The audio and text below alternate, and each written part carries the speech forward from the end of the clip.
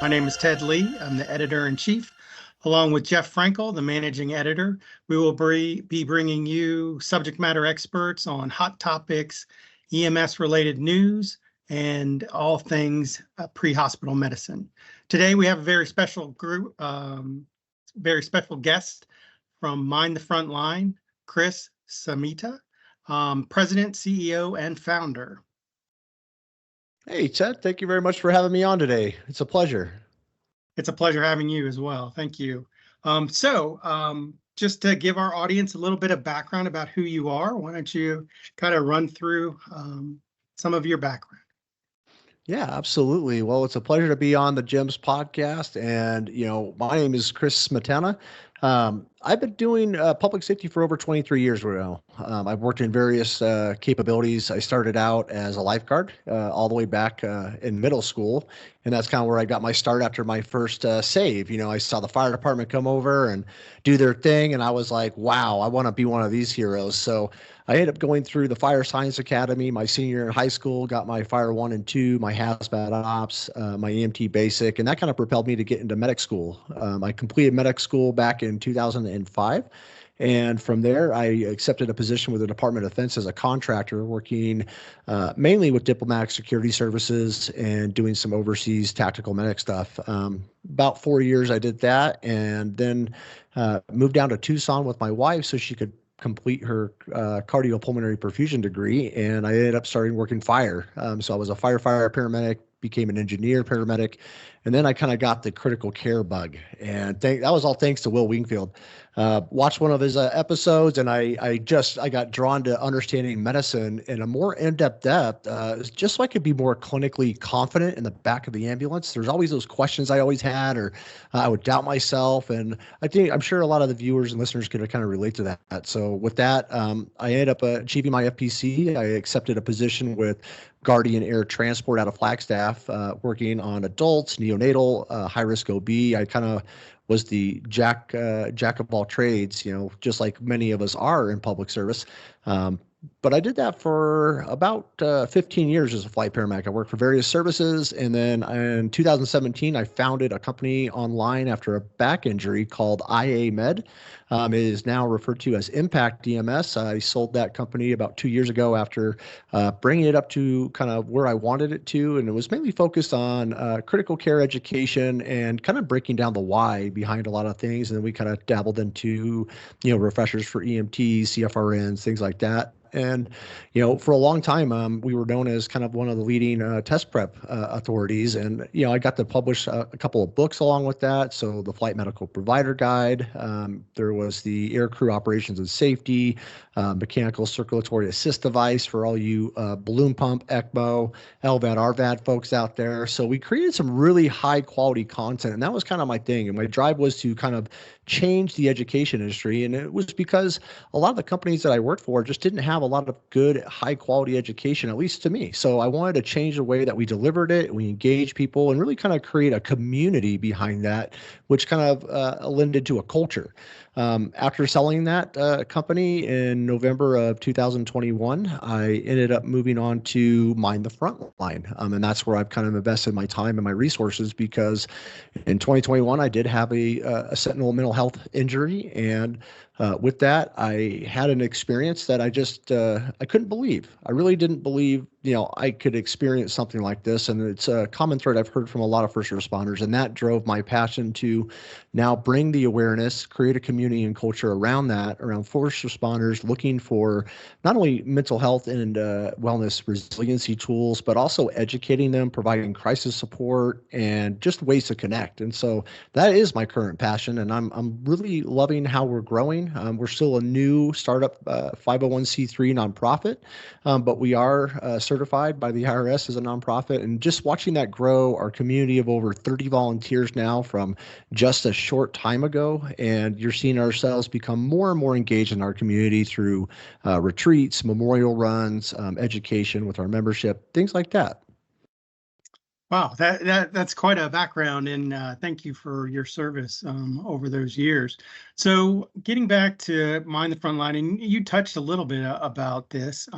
So What exactly is Mind the Frontline, and what are you hoping to accomplish through this? No, that's a great question, Ted. So, Mind the Front Line was founded in early 2023.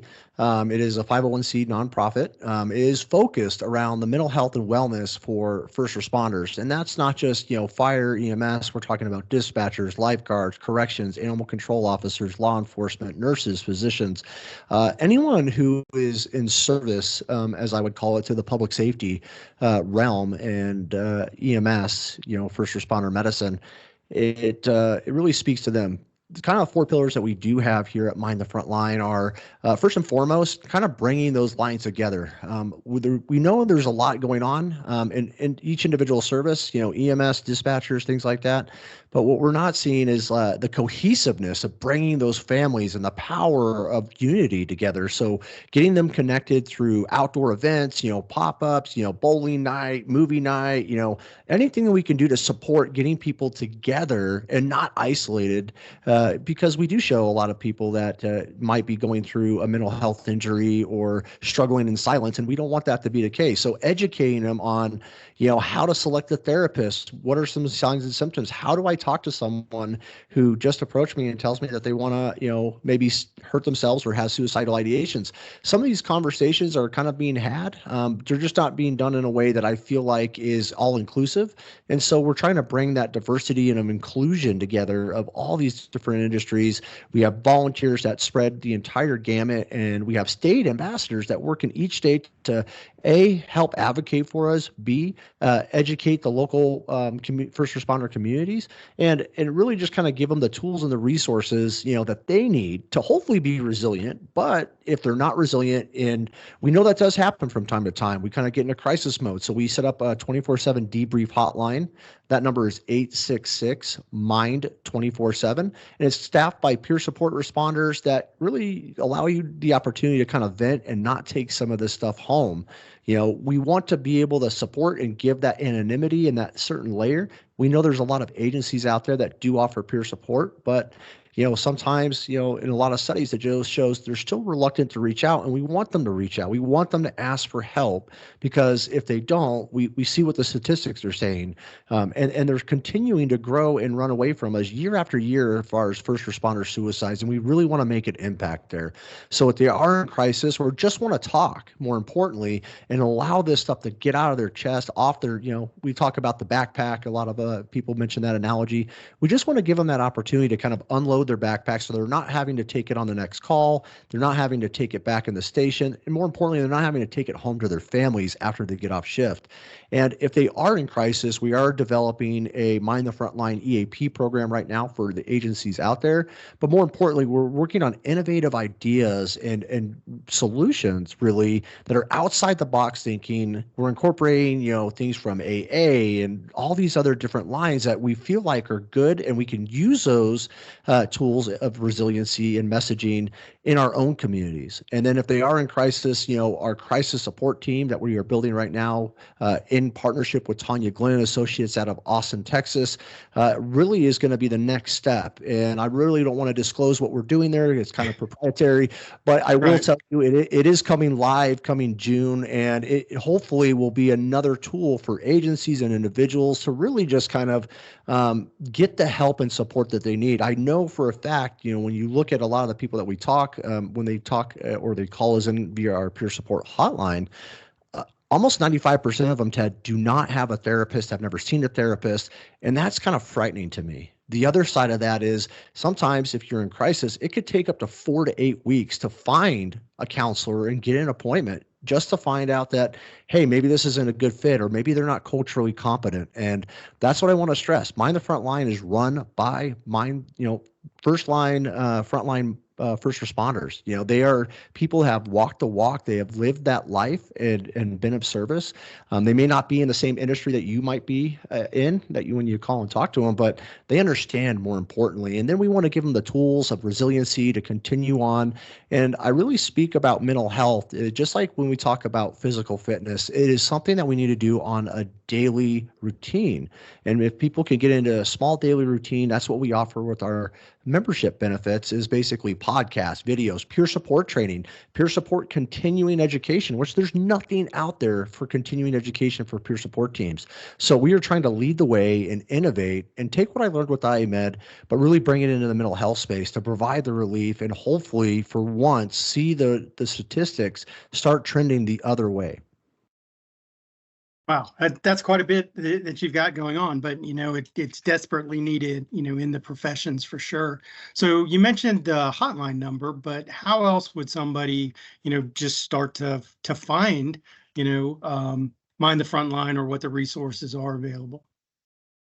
That's a good question, Ted. If you want to find out more about Mind the Frontline, or you're just looking for resources, because, more than likely, if you're looking for resources, you're going to do exactly what I did. Go to Google, see what pops up in your state. They may be vetted, they may not be vetted. It's really hard to tell.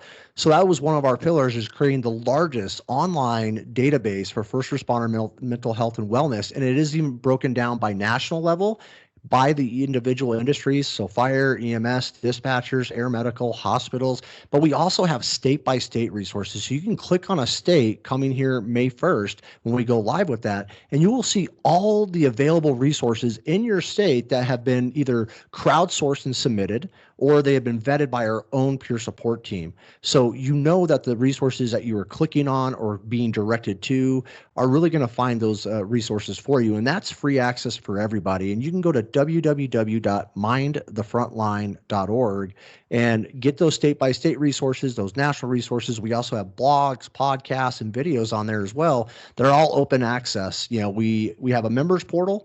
The member portal provides a little bit more as far as books, therapists, all these other things and tools and resources to really help you take charge of your own life, but more importantly, value your mental health and prioritize that, just like you would with physical fitness, just like you would with diet and sleep. It is a key component of your well-being. Yes, very much so. And that's a pretty good and, refreshing item that, there is free stuff as well as, the members portal. So you said that this was a 501c. So do you take donations? Do you take volunteers, those type of things? Yeah, we are always looking for state ambassadors to help us out with our message, going out to agencies, letting them know that the resources that we can help provide, B, just understanding what events might be going on within that state that circle around mental health and wellness, so we can get them on our website and allow other people, because, there might be something really good going down in Florida, but if you don't live in Florida, you might not find out about that. And so we want to be able to get the message out there as well as we can. We do take donations. Obviously, donations help fund our peer support. For example, as we have someone in crisis, we typically cover their visits until we can get them in locally. And if they don't have the funds, then we do assume that liability and we do pay for that. So your donations go not only to supporting the initiatives that we have, the state-by-state resources, but they go directly back to first responder initiatives to provide these community events and pop-ups, to provide therapy and online counseling as they become available. And more importantly, if you do get a membership, the benefit of being a nonprofit is it is completely 100% tax deductible, and it's only $50 per year. And really, that's cheaper than a car wash membership, your Netflix membership, and all of those combined. So, it really is a hard to beat to get those levels of resources where you get weekly blogs, emails, things like that, to really just inspire you to stay, present, take care of yourself first, because, I've heard it time and time again. I was one of these first responders. I took care of everyone except for myself. And so we give you these tools to help you so you can continue doing this job for 20, 30, plus years. We don't want to have that burnout occur within 5 to 10 years, because these are individuals and good providers that we're losing from our industry and they're not coming back. So how do we keep people in the job? How do we keep them healthy? And it's just like I told the fire chief, just like you have physical fitness requirements, you absolutely need to have mental health and wellness requirements as well. Yeah. And, the $50 a year, I mean, that's cheaper than a gym membership. As well. And to your point, your mental health is just as important as your physical health. So I can see this as being, very valuable. Being in I was a paramedic since 97, an EMT since 93. I mean, you've been in long enough, you see long enough, and you see people come and go, and you almost, you watch these individuals struggle with stuff and you try to help them out the best you can. But, so many of us were unprepared for what we were walking into. And then you see them spiral out of control and you're like, okay, I know exactly. They might not have left the profession yet, but the point that is pushing them out of the profession. You see it in them. Just the way they treat each other, the way they treat their families, the way they treat patients. It's coming. It's just a matter of time before they leave. So, and it's very unfortunate for us, especially in a time when we need providers so desperately. The retention of providers becomes extremely important. This is one big aspect of it. And that's what we're hoping to help, agencies with our agency solutions is really invest in the mental health and wellness of your employees so you can get that longevity. We are struggling with recruitment, retention, and oftentimes, like you mentioned, we didn't know what we didn't know. So by educating our general public and the first responders, because oftentimes the general public doesn't understand. They kind of associate common PTSD with the general public, whether it be assault, things like that of those natures, with the type of PTSD that these first responders go to, and they are markedly different. It's like saying, hey, I'm going to be in combat every day for my entire career for 20 plus years, 10 years, but you're seeing that trauma, you're seeing the stress, the burnout that comes with that day in and day out. So why not invest in your employees? Why not invest in yourself more importantly? And the cool thing is it arms you with that knowledge of, hey, okay, so I look at this individual and like you mentioned, Ted, you see those signs, right? You see those very clear hallmark signs, but sometimes you have to been in the industry for a while in order to recognize some of those signs. And I'm hoping that we can educate our newer generation, even to the EMT students, paramedic students, the new law enforcement recruits coming out with these, these signs so they can be more aware. And then more importantly, how do I deal with that? How do I approach this individual? Because oftentimes what we can tell you now is more and often, they may seem abrasive, they may seem aggressive, they may have a drinking a problem or a substance abuse issue, but oftentimes it's because of the pain and the struggles that they're facing, and that's how it manifests itself. And so being able to have these normal conversations, break down some barriers, and more importantly, just make awareness, allowing people to understand and recognize those signs, and then more importantly, how to act upon them, hopefully will make a difference along with some of our other initiatives. Yeah, very much so. And, from a partner standpoint or a crew standpoint, when you work 24/48 or sometimes longer shifts, I mean, we're the ones that see them the most, and we're the ones that are going to notice these subtle changes, before they become big issues.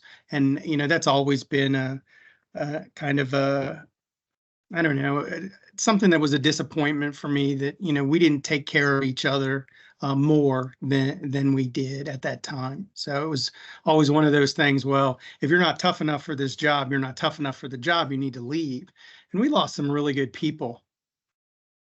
Yeah, I think what we forget is we're human too, Yeah. and the human psyche was not meant to take this type of toll or stress. We found out a lot about that during the pandemic. And so, it's right. I think there's a lot of people out there that can relate to what we just talked about, Ted, and say, hey, I see the signs and symptoms, or I'm not 100% sure, but I'm more importantly, like, I don't know where to find the resources to, find the education to understand and recognize these signs, or even have these tough conversations. And they're really not that tough. It's just they don't have the tools necessarily to instigate them, right? So hopefully arming them with tools, arming them with knowledge, we can actually make a difference. Yeah, I think the knowledge is the biggest point because, things that I've seen in my career and personally things that, I've gone through, just when you start to experience it, the thing that always bothered me the most was, not knowing. I'm like, I don't know why I feel this way. I don't know why I'm going through this. I don't understand it. And then, struggling to find, oh, okay, I know what this is. This is what's going on. And then you started to be able to deal with it. It was that unknowing, that kind of unsure environment that, one kind of scares you. You don't really know why you're like that. And you just kind of get in that, that, I don't know, that drain, you're spiraling down. You don't know what to do. You don't know why you feel this way. And then you just continue to do it. So I think the great part about Mind the Frontline is the education aspect and, the beginning of it. These are the symptoms. This is what you're going through. And, for us as a profession to bring this up to your point, this is the human aspect of it. You're normal. This is normal. Humans should not feel nothing when you see what we see. Now, we can't have you curled up in the fetal position crying in the ambulance. We need you to do your job. But at the same time, that leaves a mark. And we have to realize, as a profession that, we struggle with things almost every day. Yeah, and then you throw on life stressors on top of that, financial Yeah. struggles, marital stressors, that could be caused just from the trauma and some of the things that they're seeing. And so, and to your point of circling the drain, some people might be aware, some people might question themselves like, is this normal? Am I feeling this way? Is this can be expected?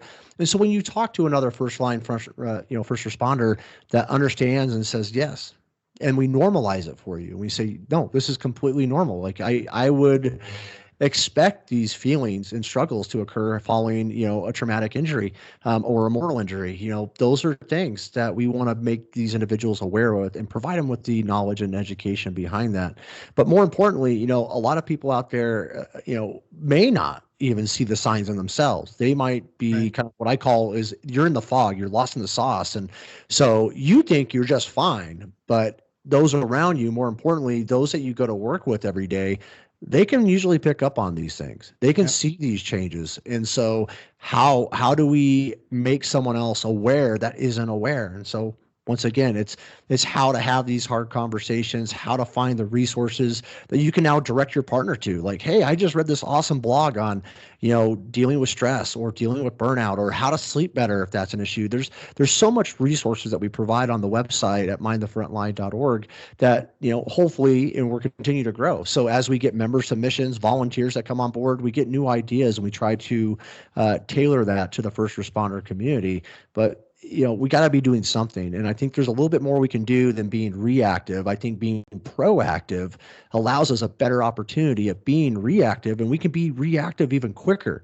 And on top of that, like you said, we're keeping these individuals, these first responders, coming back. They're showing up for their shift the next day. And if they are armed with mental resilience and health and good coping techniques, things like that, we're going to see a lot more out of them. They're going to feel more fulfilled. And so hopefully we can get buy-in by obviously changing the culture of the way we've done things in the past.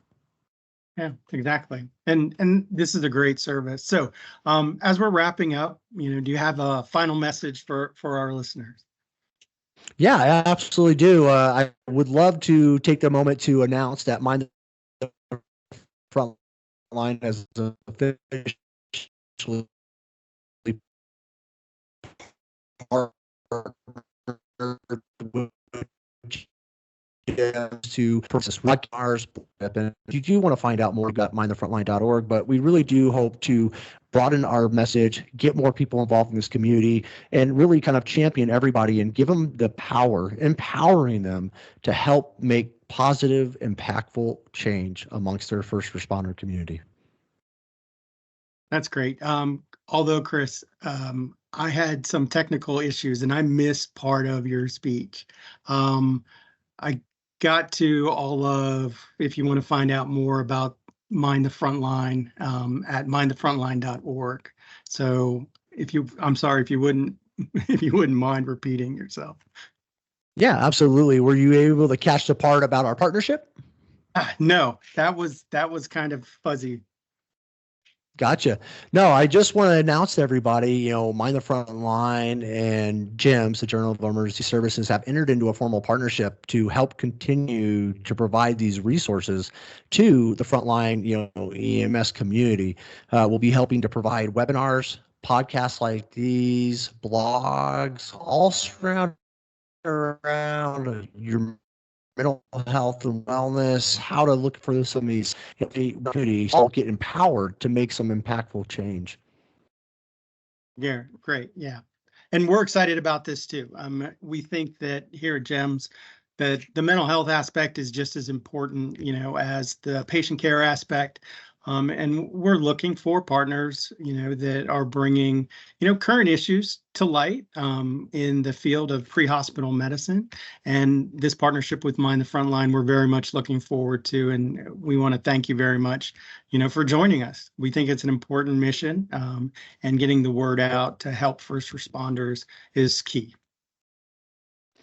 Well, Ted, I can't thank you, Clarion Events and JEMS, more importantly, for giving us the opportunity to, get that message out, provide that good, solid education, and good resources for frontline first responders to follow up on, and having these conversations. It shows that JEMS is very much involved in the EMS community. They do care about not only the clinical aspect or the physical aspect, but more importantly, now as we're seeing more and more of this come to light, the mental health and wellness aspect. And so, we couldn't be more thrilled. We're really looking forward to broadening the community, continuing to have these conversations, and more importantly, just normalizing the human aspect of first responders, especially emergency medical workers.